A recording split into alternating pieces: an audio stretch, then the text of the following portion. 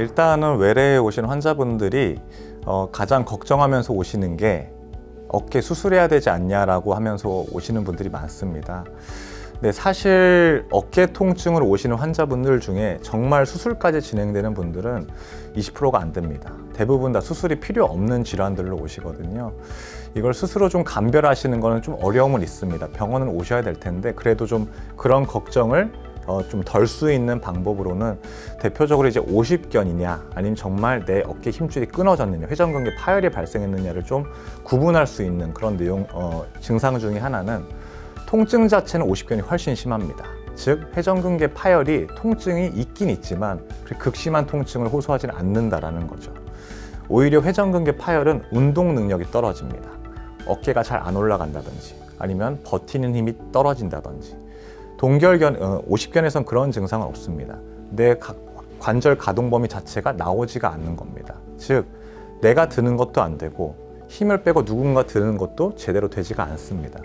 하지만 회전근개 파열 같은 경우에는 내 능동적인 어깨에 드는 그 힘은 들어가지가 않지만 누군가가 수동적으로 어깨를 들었을 때는 쭉 위까지 다 올라갑니다. 그러니까 이게 대표적인 두 질환의 차이점이라고 볼 수가 있겠습니다. 그래서 어깨가 아프니까 또 회전근개가 파열돼서 나 수술할 거 아닌가라는 그런 걱정을 하시기보다는 일단 절 찾아오시고 그래도 이런 좀 걱정을 좀 덜고 싶다라고 하신다면은 이게 내가 힘이 잘 안 들어가는 건지 아니면 진짜 통증이 심하고 아예 가동 범위 자체가 아예 안 나오는지 이런 부분을 좀 고민해 보시면 이 50견과 회전근개 파열을 좀 구분 지으실 수 있겠다라고 말씀을 드릴 수 있겠습니다. 일단은 관절경 수술은 뭐 저희 병원뿐만 아니고 많은 정형외과 병원에서 이제 공통적으로 시행을 하는 수술인데 관절경 수술은 이제 어깨에다가 3개 또는 4개 정도의 구멍을 뚫습니다. 한 1cm 정도 되는 구멍을 어깨 관절 안으로 뚫어서 카메라를 보면서 조작해서 회전근개 파열이라든지 그런 수술을 진행을 하는 겁니다. 그럼 이제 이 관절경 수술을 어떤 환자한테 시행을 할 수 있느냐라는 건데 앞서 말씀드렸던 50견 그리고 석회성 건염 같은 경우에는 수술에 해당 사항이 되지 않습니다. 저희가 가장 많이 시행하는 거는 회전근개 파열 환자들이고 거기서도 완전 파열 환자들입니다. 그럴 때 회전근개를 봉합하는 수술을 시행하게 되는데 이건 역시 깊게 들어가자면 파열 사이즈에 따라서 단순히 봉합할지 뭔가를 덧댈 건지 아니면 덧대지도 못하면 인공관절 수술로 전환이 되는 경우도 있습니다. 근데 일단 간단하게 관절경을 이용해서 회전근개를 봉합하는 수술 같은 경우에는 파열 사이즈가 봉합할 만한 상태일 때 관절경을 통해서 그걸 꼬매서 원래 위치로 붙여놓는 수술을 진행을 하게 되는 겁니다.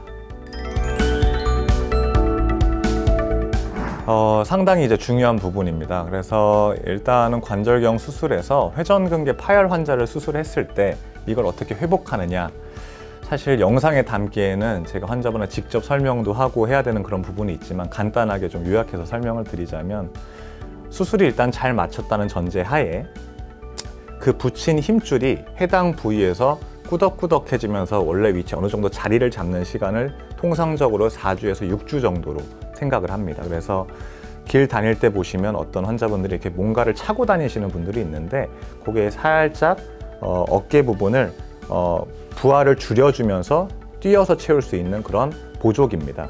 그 보조기를 통해서 수술한 힘줄에 부하가 많이 걸리지 않게끔 4주에서 6주 정도 진행을 하고요. 그 이후부터 관절 가동 범위를 먼저 늘리는 운동을 시작을 합니다. 왜냐하면 어떤 수술이든 관절 내 수술을 하게 되면 유착이 생기고 강직이 생길 수밖에 없습니다. 그렇다고 해서 빨리 그걸 풀어서 어깨를 써버리면 또 붙여놓은 회전근개 힘줄이 재파열이 발생할 수가 있기 때문에 어느 정도 꾸덕꾸덕 붙었다라는 시기가 도달이 되면 그때부터 관절 가동 범위를 간단한 들어 올리기나 돌리기 또는 옆으로 벌리기 같은 운동부터 시작을 해서 점차 복잡한 그런 운동으로 발전을 시켜 나가게 됩니다. 그 부분은 저희 이제 재활치료실에 물리치료 선생님들 그리고 다른 재활의학 팀이랑 같이 진행을 하고 있고 시기에 따라서 먼저 관절 가동 범위 늘리는 훈련을 시작을 하고요. 그 이후에는 근력을 늘리는 훈련을 시작을 합니다. 논문에 보게 되면은 수술한 힘줄이 강도가 가장 약해지는 시점이 수술한 지 3개월입니다. 그래서 3개월째까지는 이제 그 제 지도 하에 조금씩 관절 훈련을 진행을 해 나가고요. 그 이후부터 근력 운동이라든지 일상생활 복기의 훈련을 점차 더 심화된 내용으로 진행을 하고 있습니다.